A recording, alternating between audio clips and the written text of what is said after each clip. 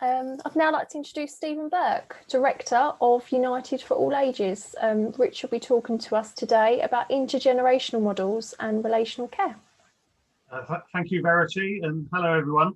I'm also pleased to support Jenny's launch today and her work more generally, which has always been rooted in the reality of the experiences of older people and care homes.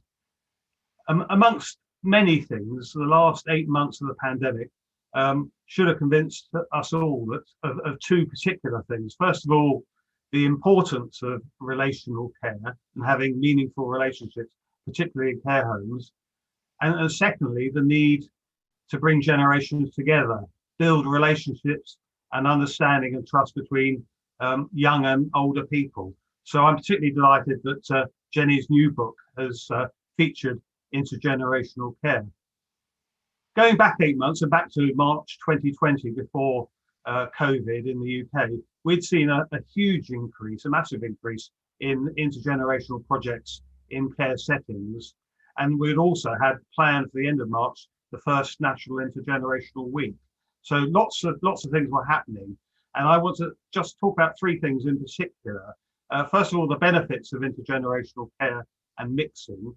Secondly, the sliding scale of intergenerational care. And then thirdly, some next steps for growing intergenerational care. Well, firstly, why is this important, and what are the benefits, and particularly the mutual benefits that Jenny mentioned at the start, of meaningful activities and relationships between young and old? And there have been quite a number of evaluations now about work in care homes which demonstrate these. Well, firstly, for older people, clearly it has helped to improve mental and physical health. It's certainly tackled loneliness and depression and improved quality of life. For children and young people, we've seen improvements in learning, children gaining new skills, particularly communication skills, and increasing empathy towards older people. I also think we're seeing an improvement in the quality of care and the quality of learning. I think that intergenerational care is good for older people and the young people, but it makes jobs more interesting for the staff who are involved. It makes life better for the families and relatives of both the older and the younger people by having engaged youngsters and engaged older people. And opening up care homes, I think, to the wider community is really important. So building these connections helps to raise awareness amongst different generations, helps to change attitudes. And importantly, as Jenny mentioned, it helps to tackle ageism. The second area, and what is the sliding scale of intergenerational care in this country? Starting at one end, there have been thousands and thousands of nurseries and schools that visit care homes on a regular basis. The important thing is that those visits are regular and it's a long-term project. So it actually builds relationships. That's one end of the spectrum. Alongside that, we've seen the growth of a number of parent and toddler groups. An example is the Together project, which is working with Hallmark care homes and others with the Songs and Smile project, where parents and the toddlers visit care homes on a weekly basis, and 3 generations benefit there. But also we're seeing quite a lot of interest and increased activity in schools, and the My Home Life project, which people will know, the national project working with care homes, has an intergenerational linking scheme now, which is bringing 5 to 14-year-olds in schools together with older people in care homes.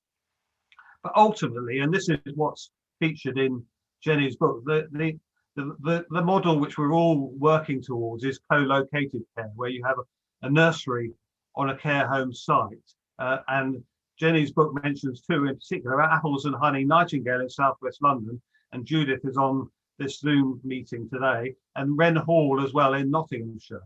And these shared sites where actually intergenerational interaction really does become part and parcel of everyday life is something that we should be aiming towards. And we're also beginning to see some new models of intergenerational housing as well, bringing people of all ages and all needs together. So quickly, in terms of what next, well, the great thing is we've had lots of support in the UK from the Care Quality Commission and Ofsted, the 2 regulators who recognise the benefits of this approach and have given outstanding ratings to quite a few providers already. We've seen some government ministers support this. We've seen some local authorities support this approach as well. But what we need to do now is to mainstream intergenerational care. We need to see many more care providers involved. We need to see many more councils, planners and commissioners. And we need to see support right across government departments, because this isn't just a matter for the Department of Health and Social Care. This affects the whole of government, to the way we build connections in our society. Obviously, we have issues around COVID. What I'm trying to encourage care providers and childcare providers to be is to be risk aware, not risk averse. Be creative, use online and Zoom technology, build relationships on paper, and work outdoors much more than perhaps we do. But we also need to look beyond COVID as well.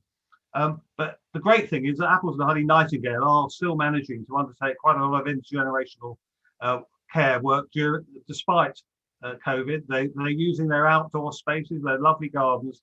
They're using large spaces indoors as well to bring older and younger people together.